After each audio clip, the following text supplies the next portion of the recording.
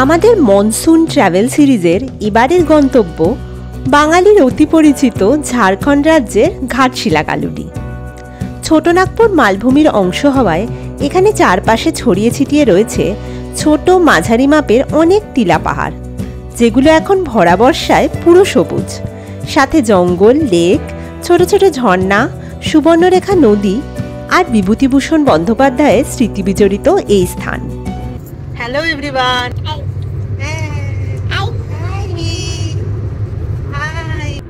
আমাদের এবারের গন্তব্য ঘাটশিলা।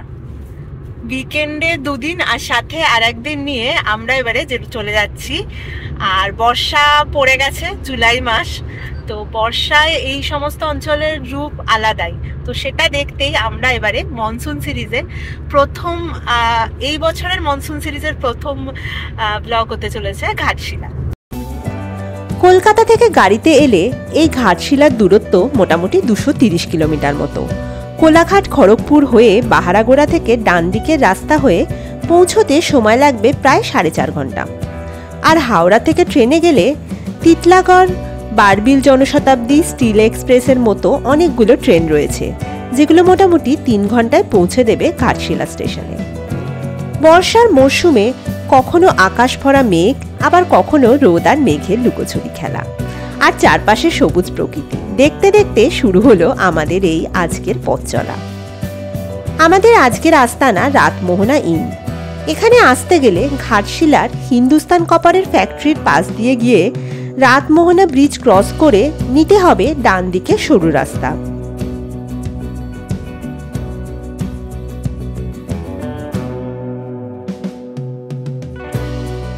এখান দিয়ে 5 মিনিট মতো গেলেই রাতমোহনা ইন রিসর্ট।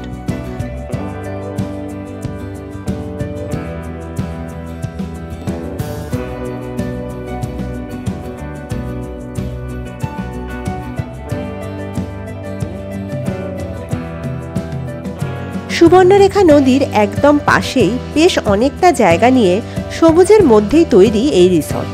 সুন্দর ছিমছাম সাজানো রয়েছে বাচ্চাদের খেলার ছোট একটা প্লে জোনও।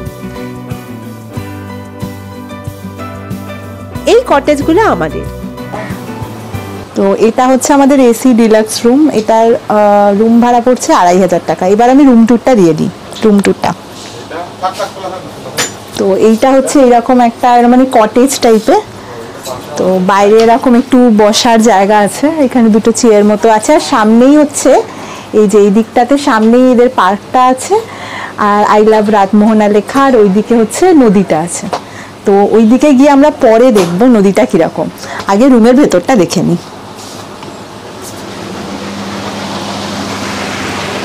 এই যে রুম, রুমে একটা ডাবল বেড আছে, ডাবল বেড দুজনের জন্য এনাফ। আর এখানে হচ্ছে টিভি আছে, এখানে একটা টেবিল আছে, মানে ঘরে আপনি বসে যদি খেতে চান। আর এখানে একটা কাবাড টাইপের আছে, রাতে শোয়ার জন্য লেপটেপ দেওয়া আছে, শীতকালে লাগে অবশ্যই। আর এই পাশে হচ্ছে একটা ছোট টেবিল মতো আছে, এদিকেও একটা আছে। এখানে চা কফি বানানোর যেরকম নর্মাল জিনিসপত্র থাকে আছে, একটা টি মেকারও আছে। আর এই দিকটা হচ্ছে ওয়াশরুম। ওয়াশরুমটাও বেশ ভালোই, খুব ছোট না, বেশ বড়ই আছে। এখানে বেসিন আছে, এদিকে কোমোড আছে, আর এখানে চান করার জায়গা। আর এই পাশে হচ্ছে, ওই দিকটা ছিল হচ্ছে নদীর দিক, আর এই পাশটা রিসর্টেরই দিক। তো এদিকেও একটা এরকম বেরোবার মতো জায়গা আছে। তো এই দিক থেকে বেরোলে এই পাশটাতে গার্ডেন ভিউ একটা পাওয়া যায়, মানে রিসর্টটার গার্ডেনে। তো এটা খোলার ট্রাই করি। আচ্ছা, এটা লক করা আছে, ঠিক আছে, এটা পরে দেখাবো। মানে এটা রিসর্টেরই ভেতর দিকটা। আর এর সাথে হচ্ছে এখান থেকে এরকম, মানে আমাদের যে রুম ক্যাটাগরিটা আছে সেখানে এগুলোও দিয়েছে, একটা ডেন্টাল কিট দিয়েছে।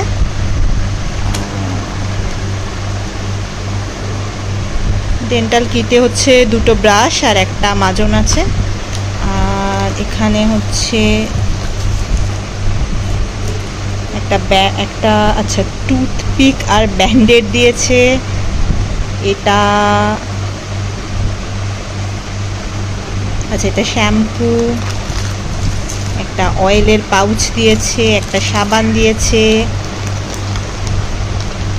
একটা ছোট্ট চিরুনি দিয়েছে, আর এটা একটা ময়েশ্চারাইজার দিয়েছে। এবারে প্রপার্টিটা ঘুরে একটু দেখিয়ে দিই। এদিকে রয়েছে এক্সিকিউটিভ রুমগুলো, ভাড়া একটু কম, আর এছাড়াও সুপার ডেলাক্স রুম আর মাড হাউসও রয়েছে নানা প্রাইস রেঞ্জের।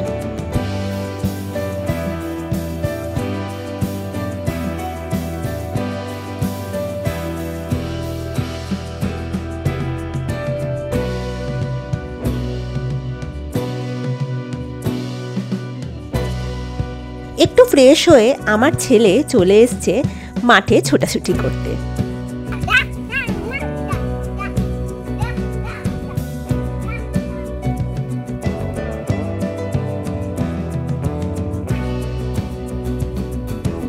আর এদিকে নদীর ধারে এই ছোট ছোট বসার জায়গাগুলোয় বসে চাইলে আপনি ব্রেকফাস্ট বা লাঞ্চ করতে পারেন।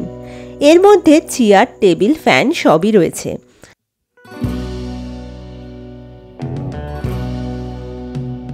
আর বাইরে রয়েছে নদীর এরম ভিউ। আমরা অবশ্য বৃষ্টি পড়ায় রেস্টুরেন্টে চলে গেছিলাম লাঞ্চ করতে। এই হলো থালি, যাতে রয়েছে ভাত, ডাল, আলু ভাজা, বেগুন ভাজা, পাঁপড়, দই, স্যালাড, একটা তরকারি আর ডিম, মাছ বা মাংস যা নেবেন। খাবারের মান বেশ ভালোই, আমরা যেরকম বলেছিলাম সেই মতো খাবার বানিয়ে দিয়েছিলেন ওনারা।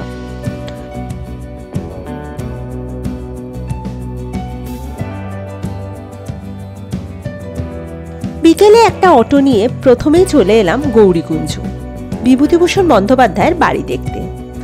আজ দেখে নেব ঘাটশিলার লোকাল সাইট সিনগুলো। অটো নিয়েছিল 600 টাকা। এই বাড়িতে থেকেই সাহিত্যিক লিখেছিলেন পথের পাঁচালী, অরণ্যক ইত্যাদি উপন্যাস। এখন এটাকে মিউজিয়ামের মতো বানানো হয়েছে, কোনো প্রবেশ মূল্য নেই। বর্ষাকাল আর শীতকালের ভ্রমণের জন্য ঘাটশিলা আদর্শ। বাংলার একদম বর্ডারে অবস্থিত হওয়ায় এখানে রয়েছে অনেক বাঙালি, আর সবাই মোটামুটি বাংলা বোঝেন এখানে।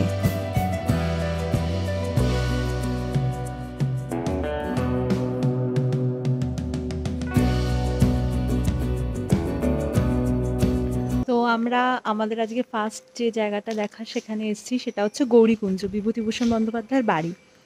তো এখানে কোনো টিকিট নেই, এখানে একটা বাড়িতে উনি থাকতেন, মানে ওনার কর্মভূমি এটা। এখানে একজন আছে, উনি আপনাদের সমস্ত হিস্ট্রিটা বুঝিয়েও বলে দেবেন। আর এখানে ঢুকে ওনার ব্যবহৃত জামা কাপড় আরও কিছু জিনিসপত্র এখানে রয়েছে, সেগুলো হচ্ছে দেখে নিতে পারবেন।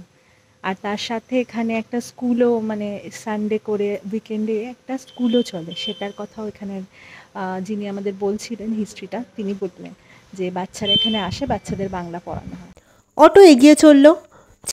আমাদের এখন সেকেন্ড যে জায়গাটা নামিয়ে দিয়েছে, এই জায়গাটার নাম হচ্ছে চিত্রকূট টিলা। এবার এই টিলাটার ওপরে উঠতে হবে কিছুটা, উঠার পর ওখান থেকে নাকি সিটিটার একটা খুব ভালো ভিউ আছে। তো এবার যাই, আমরা উঠে দেখি।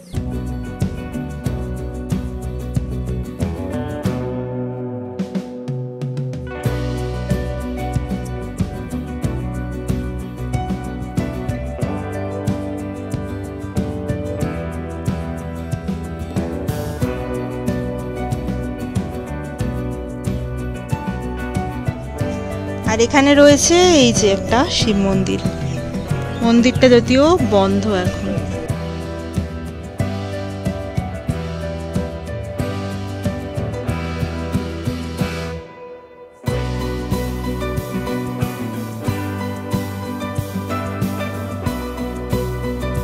চিত্রকূট টিলার ওপর থেকে দূরের প্রকৃতি, শহর, ট্রেন লাইনে ট্রেনের আনাগোনা মিলিয়ে সুন্দর ভিউ।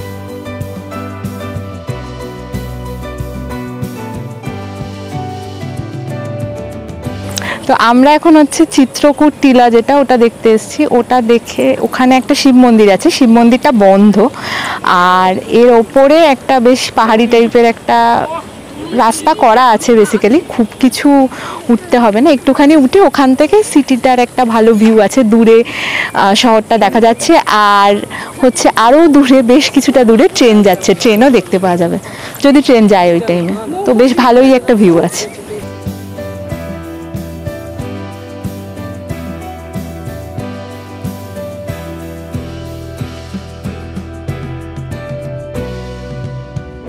এটা হলো সুবর্ণরেখা রিভার সাইড। এখানের ভিউও চমৎকার। নদীতে প্রচুর লোকাল লোকজন দিনের শেষে কাজের পর স্নান করছিলেন। আমরা পাটা ভিজিয়ে নদীর ধারে বসে হাওয়া খাচ্ছিলাম কিছুক্ষণ। বর্ষাকাল বলে সানসেটটা মিস হলো আজ, তবে অসম্ভব সুন্দর সানসেট দেখা যায় অন্য সময় এখান থেকে। নেক্সট এলাম ঘাটশিলার রঙ্কিনী দেবীর মন্দিরে। আরও একটি রঙ্কিনী টেম্পল আছে যেটা শহর থেকে কিছুটা দূরে, এটা কিন্তু শহরের মধ্যে একদম।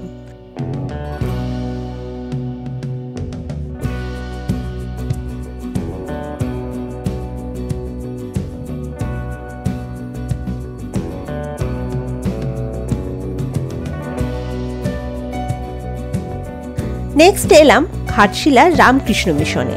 অনেকে এখানেও থাকেন। এর পাশে রয়েছে বিখ্যাত কালাকাতের দোকান একটি। সন্ধ্যের সময় যদিও সেটা বন্ধ ছিল দেখলাম।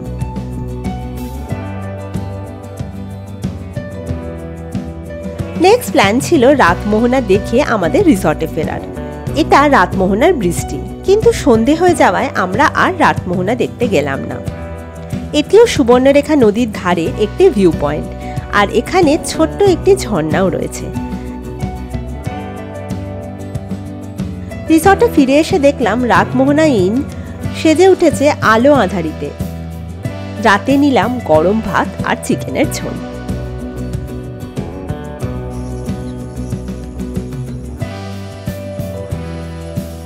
আমি সকাল সকাল উঠে রাতমোহনার একটা গেট আছে রাতমোহনা ইনের, ওখান থেকে নদীটা অব্দি যাওয়া যায়। এই যে নদীটা, আমি ওখানে চলে এসেছি এখন।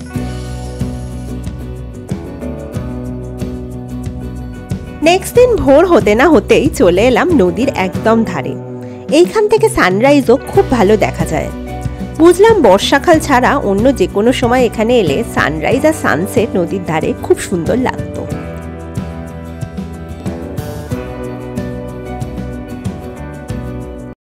আর আমি এখন উঠে গেছি। এখানে একটা আন্ডার কনস্ট্রাকশন একটা ঘর মতো জায়গা আছে, মানে জায়গা মতো আর কি। ওখানে হয়তো আবার একটা ছোট রুম টুম হবে।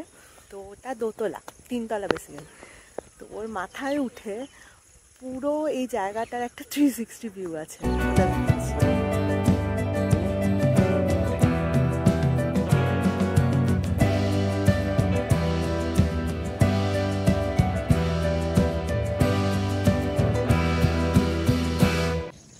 এই রিসর্টটার অ্যাকচুয়ালি সব থেকে সুবিধা হচ্ছে রিসর্টটা একদম নদীটার ধারে, আর এই দিকটায় আর কোনো হোটেল বা রিসর্ট আমার চোখে পড়লো না। ইভেন এখানে আসার যে রাস্তাটা, মানে রাতমোহনা থেকে একটা রাস্তা, সরু রাস্তা ঢুকে গেছে, সেটা দিয়ে বেশ কিছুটা এলে হেঁটে বা গাড়িতে করে এই জায়গাটা আপনি আসতে পারবেন। কিন্তু এটা মানে ঘাটশিলা শহর থেকে বেশ একটুখানি 10 মিনিট মতো দূরে।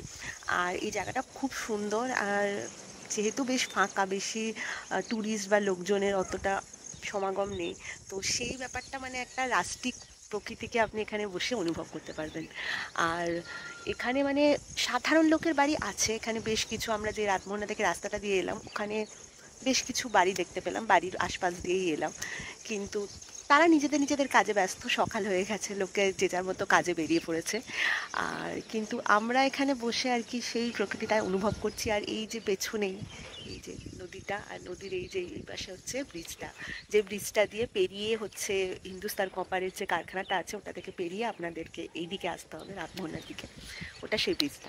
আর এখানে খুব সুন্দর সূর্যোদয় হয়, মানে সকালে উঠেই বুঝতে পেরেছি এই জায়গাটা একদম মানে সানরাইজ দেখার আদর্শ পয়েন্ট। আজকে যদিও হয়নি, বর্ষাকাল, এখন আকাশে প্রচুর মেঘ রয়েছে, কিন্তু তাও খুব ভালো লাগছে। আর এই ছাদটাতে উঠে এসে বসে আছি, এখান থেকে তো মানে পুরো চারদিকের ভিউটার সাথে ওদিকে পাহাড়টা দেখা যাচ্ছে, খুব সুন্দর। একাই বেরিয়ে পড়লাম রিসর্টের বাইরেটা একটু ঘুরে দেখতে। একদম সবুজ প্রকৃতির মাঝে ঘাটশিলা শহরের ভিড়ভাড় এড়িয়ে খুব সুন্দর জায়গায় এই রিসর্টটি। এর আশেপাশে আর কোনো রিসর্ট বা হোটেল কিন্তু এখনো অবধি নেই, তাই নিরিবিলিতে থাকতে চাইলে এই জায়গা আদর্শ। ব্রেকফাস্ট করে আবার কালকের অটোটাই ভাড়া করে নিয়ে আজ বেরিয়ে পড়লাম 1500 টাকার বিনিময়ে। কোথায় কোথায় যাব বলছি আস্তে আস্তে। এবার যাচ্ছি সিদ্ধেশ্বর পাহাড়ে আর মন্দির দেখতে। এখানে বেশ কিছুটা ট্রেক করে উঠতে হবে পাহাড়ের মাথায়, যেখানে রয়েছে শিব মন্দির আর চমৎকার এক ভিউ। আমরা আজকে যাচ্ছি ফার্স্ট পয়েন্ট, যেটা আমাদের আজকের ট্রিপের, সেটা হচ্ছে সিদ্ধেশ্বর হিলটপ। তো হিল টপটা অনেকটাই রাস্তা আছে, মানে গিয়ে আসতে বলছে যে 1 ঘন্টা মতো টাইম লাগবে, তো অতটা হয়তো উঠতে পারবো না। তো এই পাহাড়টার মাথায় একটা সিদ্ধেশ্বর শিবের মন্দির আছে, আর ওপর থেকে খুব ভালো ভিউ দেখতে পাওয়া যায়। তো সেটা কতটা দেখতে পাবো জানি না। আমরা মাঝ রাস্তায় কিছুটা এসেছি, আমরা মাঝেও নয়, 1/3 হয়তো। তো ওখানে হচ্ছে বৃষ্টি এসে গেছে বলে আমরা আপাতত গাছতলায় দাঁড়িয়ে আছি। আর এবার দেখি কতটা যাওয়া যায়, যতটুকু পারবো যাবো। প্রথম দিকের কিছুটা রাস্তা ঠিকঠাক হলেও পরের দিকের ট্রেকটা বেশ একটু শক্ত, কিন্তু স্পেশালি সাথে বয়স্ক লোকজন থাকলে একটু অসুবিধা হতে পারে। ফাইনালি উঠে পড়লাম পাহাড়ে। এই যে শিব মন্দির। আর এখন শ্রাবণ মাস হওয়ায় সোমবারে খুব ভিড় হয় নাকি এখানে। আর এখান থেকে এই ভিউ ভুলিয়ে দেবে ওঠার কষ্ট।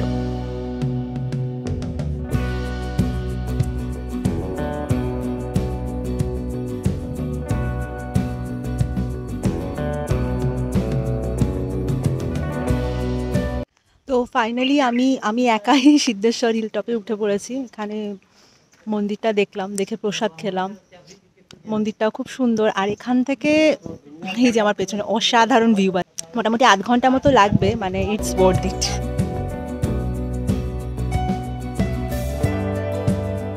এই রাস্তা দিয়ে আরো কিছুটা এগিয়ে গেলে দেখে নিতে পারবেন জাদুগোড়া রঙ্কিনী দেবীর মন্দির। খুব নামকরা এই অঞ্চলে। আমরা আর যাইনি, সময় কম ছিল বলে আমাদের হাতে। এবার দেখতে যাব গালুডি ড্যাম। এই গালুডি ঘাটশিলার পরের স্টেশনে।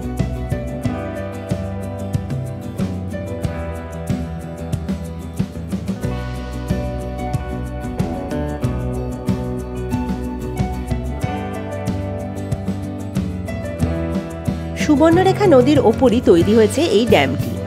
এই অঞ্চলও প্রাকৃতিক দিক থেকে খুব সুন্দর। ঘাটশিলার পরিবর্তে এখানেও অনায়াসেই থাকতে পারেন।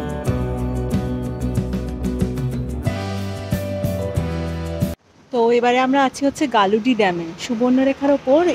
এই দিকের নদীটা এই যে এত চওড়া, আর এই পাশে একদম যেটুকু জল ছাড়া হচ্ছে ওইটুকুই নদীটা। গালুডি ড্যামটা বেশ ভালোই। এর ওপর দিয়ে আমরা চলে যাব আবার যে বুরুডি লেক আর ধারাগিরি ফলস, ওইগুলো দেখতে। এবার চললাম ডিরেক্টলি বুরুডি লেকের দিকে। এখানে শহরটার আশেপাশের রাস্তাঘাট মোটামুটি ঠিকঠাক হলেও এই বুরুডি লেকের আর ধারাগিরি যাবার রাস্তা কিন্তু খুবই খারাপ। আমরা হয়তো অটোয় গেছিলাম বলে আরও কষ্ট হচ্ছিল। গাড়ি নিয়ে এলেই বোধহয় ভালো হতো, এটা আমাদের অনেকবার মনে হয়েছে। তবে গাড়ির জন্য আবার বেশ কিছুটা রাস্তা খুবই সরু। যাই হোক, এসে গেলাম বুরুডি লেকের পাশে। আর এখন একদম লাঞ্চ টাইম। আর এখানে লেকের ধারে রয়েছে এরম বেশ কিছু ঝুপড়ি টাইপের দোকান, যেখানে পাওয়া যায় এখানের বিখ্যাত দেশি মুরগি আর ভাত। একদম ফ্রেশলি রান্না, সামনেই দেখতে পাবেন। তাই অর্ডার করার পর খাবার আসতে সময় লাগবে কিন্তু বেশ কিছুক্ষণ। মেনুতে ছিল ভাত, ডাল, আলু ভাজা, একটা তরকারি, চাটনি আর এখানে স্পেশাল দেশি চিকেনের ঝোল। 200 টাকা পার প্লেট। টেস্ট যথেষ্ট ভালো। আর এই হলো বুরুডি লেক। এখানে অন্য সময় বোটিংও হয়, তবে এখন বৃষ্টি পড়ছিল, তাই আমরা আর বোটিংয়ে না করে একটু দূর থেকেই দেখে নিলাম লেকটি। চললাম ধারাগিরি দেখার উদ্দেশ্যে। রাস্তা যথারীতি বেশ খারাপ। এই যে এখানে হচ্ছে অটোগুলো দাঁড়িয়েছে। এবার এখান দিয়ে রাস্তা দিয়ে আপনাকে গাইড নিতে হবে, নিয়ে এই রাস্তাটা দিয়ে হচ্ছে হেঁটে যেতে হবে। তবে রাস্তাটা পাহাড়ি নয়, এমনি নর্মাল রাস্তা, তবে উঁচু নিচু তো একটু থাকবেই, আর জঙ্গলের মধ্যে দিয়ে হাঁটতে হবে।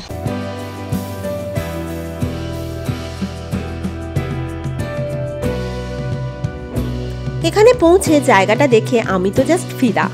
আর হ্যাঁ, গাইড হয়তো লাগে না, তবে এখানকার লোকজন খুবই গরিব। এটা ওনাদের একটি জীবিকা নির্বাহের উপায়। তাই গাইড নিলে এখানের লোকাল মানুষদের একটু সুবিধা হয়, এটা মাথায় রাখবেন।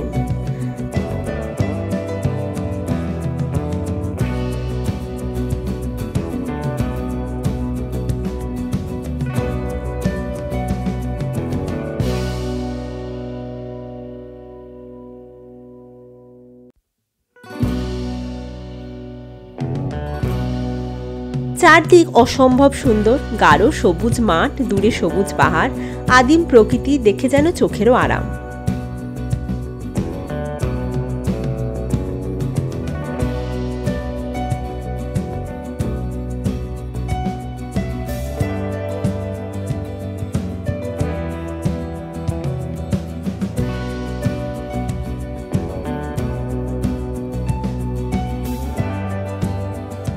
সমতল জায়গা শেষ হতেই ঢুকে পড়লাম জঙ্গলের মধ্যে।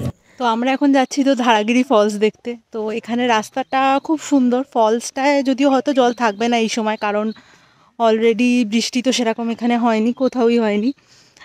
কিন্তু রাস্তাটা অপূর্ব। রাস্তাটার প্রথমে তো সেই পাহাড়ের নিচে যেরকম হয় সেরকম, আর চারদিক সবুজে ভর্তি, সবুজ পাহাড়। আর তারপরে আমরা পুরো জঙ্গলে ঢুকেছি, মানে একদম জঙ্গলের মধ্যে যে জঙ্গল ট্রেল হচ্ছে এটা।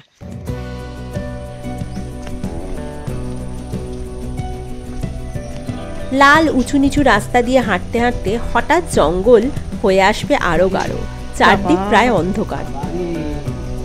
হ্যাঁ, একটা কোথা দিয়ে আওয়াজ হচ্ছে বোধহয় টুকটুক করে।